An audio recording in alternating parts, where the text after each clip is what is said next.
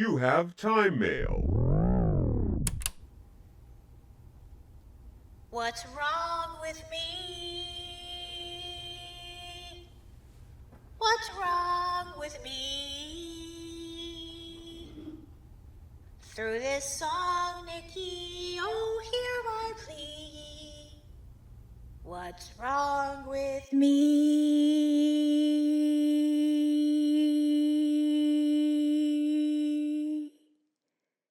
Hey, Noodlehead! Hey, also Noodlehead. Oh, what's wrong? Why is your hair weird? Oh, I like styling it this way. Oh, I thought it was like that because Icken exploded. Oh, and I'll do it again. This isn't the last you've heard from me. Uh-oh. Never mind them. Let's get back to your question. Okay, what is wrong with me? Well, what do you think is wrong with you?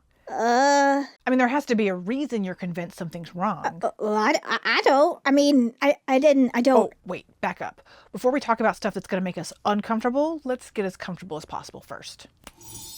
Whoa! Is this cocoa?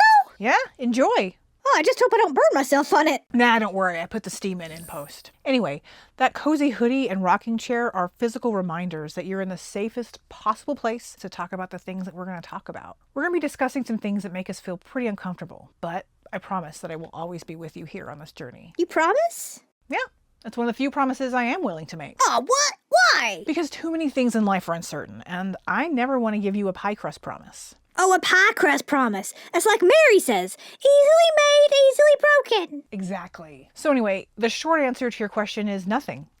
Nothing is wrong with you. But the signals you're receiving from family and friends, from church, from school, from seemingly everywhere, they're telling you that in some way or another, you are the problem. Wait, but I'm not? In general, no. You're doing the best you can with what you have. Are you sure about that? About you? Yes. But if nothing is wrong with me, then why do I have to feel so bad about it? Now that's a great question. Thanks. What's the answer? Oh, well, you're inconvenient. Whoa, rude. No, I don't mean that as an insult. I don't find you to be inconvenient. Ugh, this is going to be trickier than I thought. I guess I have to use it. Use what?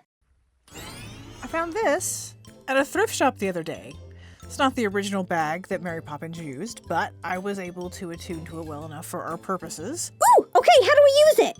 First, ask the bag your question. Oh, okay. Hey, bag, what's wrong with me? Oh, well, this seems rude. What? It's a copy of the DSM-4. It's your version of the Diagnostic and Statistical Manual of Mental Disorders. Uh-oh. Well, maybe the bag has something else for us. Maybe it'll help. Oh, no. Whoa, is that my Bible? Well, it's not your literal copy, but it is the version I had as a kid. What am I supposed to do with this? Hey, it looks like there's something else in the bag. Oh. Ooh, I know this one by heart. This is the story of Mary Poppins. You can read along with me in your book. You will know it is time to turn the page when you hear the chimes ring like this. Let's begin now.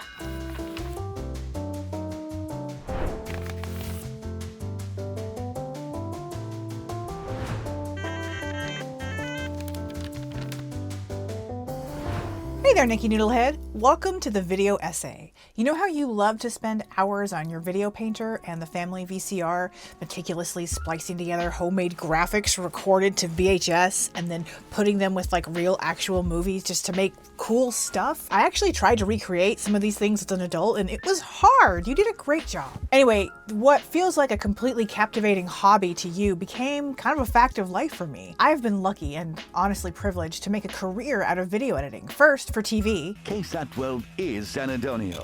Maine's total weather, news, coverage. And later for the internet. What could the Has-Been Hotel possibly reveal about the flaw of modern Christianity?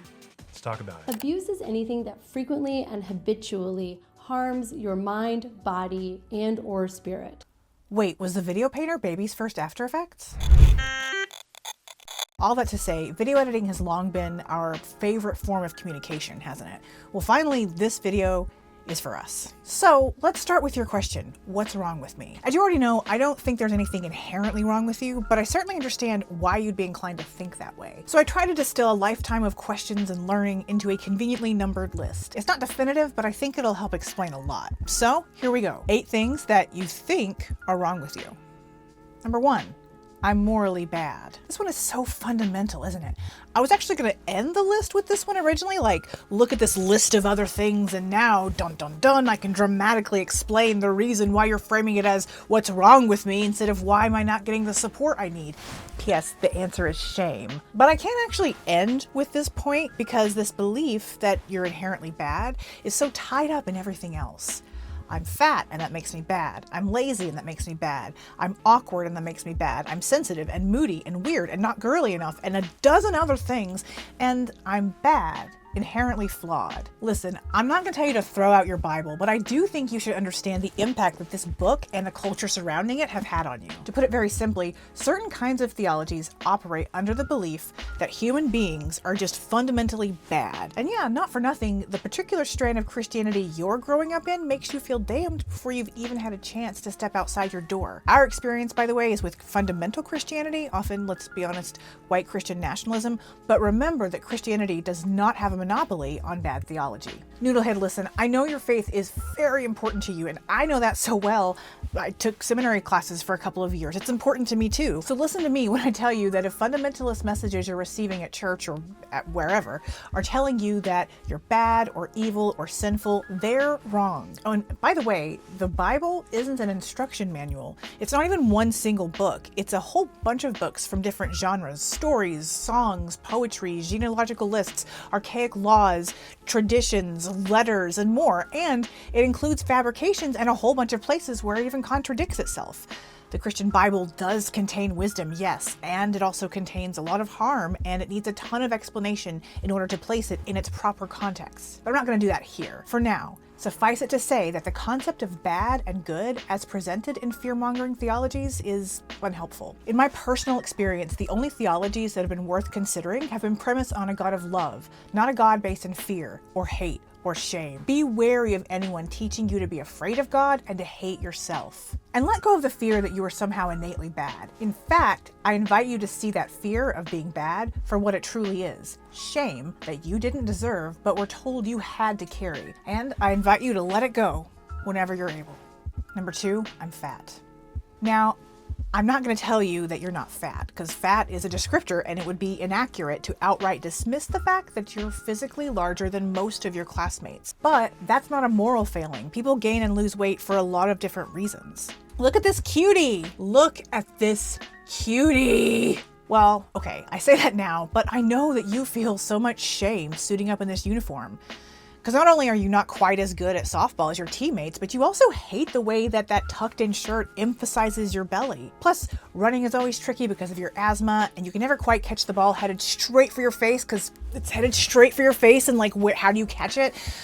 And in retrospect, actually, thank you for that, because that would have hurt a lot. So actually, thank you.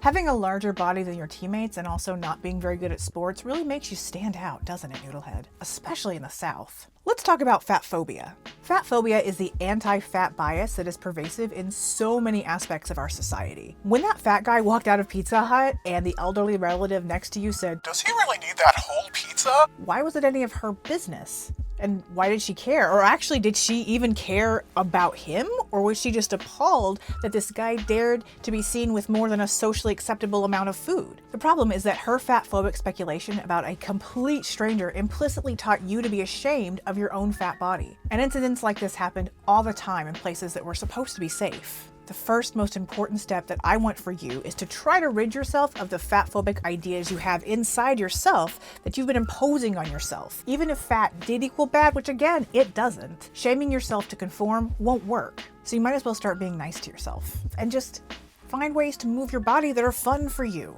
Exercising your body does not have to be tied to weight loss. Love your body for what it is, not what you wish it could be. And I know, maybe that's all easier said than done when you feel so strange for not fitting in anyway, but it's something I know you can aspire to do because I'm doing it too, and you deserve it. Number 3, I'm not girly enough. What does enough mean? Like, genuinely, in this context, what is girly enough? According to some fat-phobic standards, you'll never be girly enough. But those standards are judgy prescriptionist bullshit. Look, I know you feel like you don't fit in with other girls, but what if I told you that itself is a common experience among autistic girls. Sorry, I know. It's 1990 whatever, so that word is probably terrifying. So let's just start by rethinking gender. Despite what you were told, gender and biological sex just aren't the same thing. Biologically, I am female. Not that that's really anyone's business, because biological sex refers to genitals and like internal plumbing. But gender is different. Your gender is how you choose to express yourself to the world. For a long time, I used she, her pronouns because somewhere along the way, I learned that being cisgender was compulsory. An easier way to say that is that I thought I was required to fit into the gender binary, because of course everybody is. And I did try to fit into the woman-girl identity as best as I could for 3.5 decades. But getting this square peg to fit meant standing off the edges, carving away things that didn't fit. And all that didn't make me a round peg, just a rounded, still square peg. I got tired of chiseling away at myself to fit into places that didn't really want me anyway. And I don't say that self-pityingly, because like, why would I want to be somewhere that doesn't want me for who I am? I'd rather be in places where I'm welcome. And by the way, what does it mean for me to like not chisel away anymore? Well, for now, gender-wise, it means I accommodate my wacky cowlicks by wearing my hair like it exploded. It means I dress in ways that make me feel good about myself, regardless of how society expects women to dress. And I wear makeup when I feel like it, like when I'm making a video for us. I care so little about fitting in as a woman that I no longer identify as a woman. I identify as non-binary, to the point that I use they, them pronouns. And at this point, it actually kind of feels strange when someone uses she to refer to me, like, oh, I guess you don't know me. Look, gender is not binary. Gender is a spectrum, and not like just a linear spectrum from boy to girl to back to boy or whatever. It's more like a galaxy, and you can be anything you want to be along all those points of light. P.S. Biological sex is also not a strict binary. I'm not an expert. I am just, well, maybe like video editing. Actually, I'm an expert on the way I edit videos, and that's it. But it did help widen my worldview when I learned that male and female sex organs are basically made out of the same components, and that people of all sorts of chromosomal and biological configurations exist. Male and female sex organs are different, but they're made out of the same stuff. And even if it was only one person ever that just as a matter of fact did not fit into the strict binary, that would be enough for me to call the compulsory binary into question. But it's not just one person. So yes, while there are two broad categories of biological sex, male and female, not everyone fits neatly into those two categories either. Number 4, I'm awkward. Socially, yeah, you're awkward. But contrary to your deepest fears, you are not the only socially awkward person in the world. In fact, I think anyone can be socially awkward given the wrong circumstances, but you in particular are presented with many more opportunities than most to live into social awkwardness. We'll get there, just not in this video yet. Oh, you mean kinesiologically? Yes, you are very awkward there too. Let's talk about dyspraxia. According to the DSM-4, which is very flawed, but we will get there in the next video. The essential feature of developmental coordination disorder is a marked impairment in the development of motor coordination. Well, thank you for that. Older children may display difficulties with the motor aspects of assembling puzzles, building models, playing ball. Dyspraxia was previously called, and no, I'm not making this up, clumsy child syndrome. I actually like maladroit, it's just a personal preference.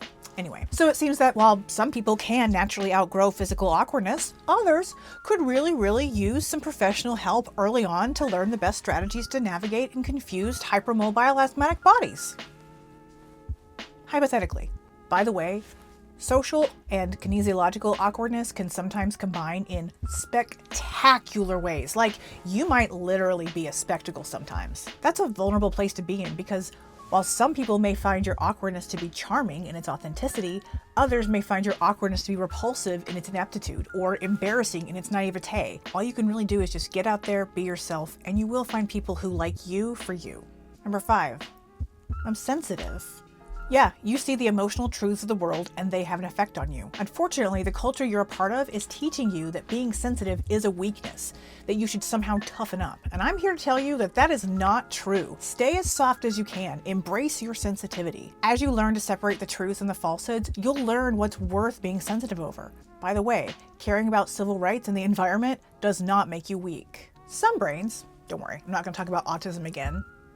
yet, some brains are built in a way that take in more information, more details. There are different theories as to how it works, but just for now, know that some brains take in a whole lot of data. It's not inherently better or worse to be able to take in more data because that data still has to get sorted through. And by the way, when I talk about data here, I'm talking about all the things that your brain notices. Physical things like tastes and smells and sounds, interpersonal things like emotional cues and social situations. Everywhere you look, there's a lot to notice, and your brain can't help but notice it. Your brain literally needs more time in order to process all the stuff that it's noticing. Unfortunately, you don't know that you deserve that extra time, and that is really, really rough because you already do know that you need it. And that brings me to number 6. Number 6, I'm lazy. You're not. You're just not. You need time to process, you need time to rest. Remember the time in middle school you didn't tell your parents about the marching band activity you were invited to participate in? At the time, it seemed so silly from the outside. After all, you loved playing your flute. Like, why would you not want to do this cool new activity related to the thing that you already loved? Remember your answer when they asked you why you didn't want to participate in the activity? I was afraid I would be tired in the morning. Honestly, that was the only way I could think to explain it, and I don't even remember if it was a school night that night. I don't think so. What I remember is thinking about the social, emotional, and physical expectations that would be placed on me that night and worrying that I would not have the resources to meet all of those demands. By the way, your physical fatigue is also not laziness. Your social fatigue is not laziness. I was afraid I would be tired in the morning is not the kind of thing most 11-year-olds say. So it kind of became a family joke, and who doesn't love making people laugh, right? Isn't that part of the charm? I can hear you ask. Sorry, did I do your voice okay? Isn't that part of the charm? You might ask. And that's a reasonable question, but it really just depends on who's laughing and why. Don't worry, we'll get there, just not in video 1. For now, suffice it to say, no, you are not lazy. Number 7, I'm crazy. This one is so loaded. How long have you worried about this? How long have you felt like you've had to worry about this? Crazy, like weird, which we'll talk about in just a minute, means a lot of different things to a lot of different people. But when you worry about being crazy, I think you're worried about losing control of yourself, of your emotions, of your faculties, of your abilities, of being fit to lock up somehow. And look, to explain your seemingly irrational fear of being institutionalized, I'd have to also explain generational trauma and how people in your family history were literally placed in an institution in response to mental difficulties they were facing. It's no wonder you worry so hard about fitting in, because sometimes it feels like your very survival depends on it. That doesn't mean you should always strive to fit in, but it does mean that your fear comes from a valid place. This world is mean to people who are different. And listen, crazy itself is a loaded term. Some people use it recklessly, which is harmful. Some people do not like to use the word at all because of how it's been used historically to belittle people experiencing mental health difficulties. And still others are trying to reclaim the word because honestly, there is power in standing up to the ableist, sanest forces that be and saying, you know what, I am who I am and you're not gonna make me feel bad about it. Are you crazy? Well, that's for you to thoughtfully decide. But don't let anyone make you feel bad about being who you are authentically. Number 8, I'm weird. Look, I'm not gonna lie to you. I'm here producing a 6-part video series for my younger self. What? And also posting it publicly on the internet. That's how this premise I created works. Welcome to Chronologically, our innovative and revolutionary technology sends messages across time as far back as August 6, 1991, using the magic of the internet and VHS technology. But none of that is going to help me beat the weird allegations. Wait a minute, is this a paracosm? Who knows? Life's a mystery. So what's going on with weird anyway? Well, language is complicated. Some people use weird to describe something quirky, strange, or different, and others use it to describe something cringy, uncomfortable, or off. And some people, mostly trolls, use it to describe certain behavioral and/or social traits and/or diagnoses. Yeah, I think you're weird, but that's because I was told that you're weird over and over and over again. So instead of saying, wait, I'm not weird, I said, I am weird, and that's okay. And even though it would be nice to just end it here and say, reclaim weird, dun-dun-dun, I can't just do that. That's because weird isn't inherently bad, but it's also not inherently good either in larger society. Increasingly, I've noticed people whose opinions I otherwise respect use weird in a derogatory way. Those kind of people wouldn't use weird to describe you, and especially like not in this way, because they're using weird to describe something abnormal in a pretty objectively bad way. People who engage in harmful antisocial behaviors like abuse and grooming. But Noodlehead, I know your heart. Anyone who calls you weird and uses it to mean abnormal in a bad way does not actually know you. You are abnormal in a delightfully subversive way. Look, I could go on, and I will in future videos, but just know, for now, that as you live your life, you will figure out who you are. And I mean who you really are, past what neurotypical society bullies you into trying to be. And as you do that, as you figure out who you are, you will gain an appreciation for you. Thanks for listening, Niki Noodlehead. I will see you in the next video essay. So, okay, if nothing's wrong with me the way that I am, Yes? am I normal?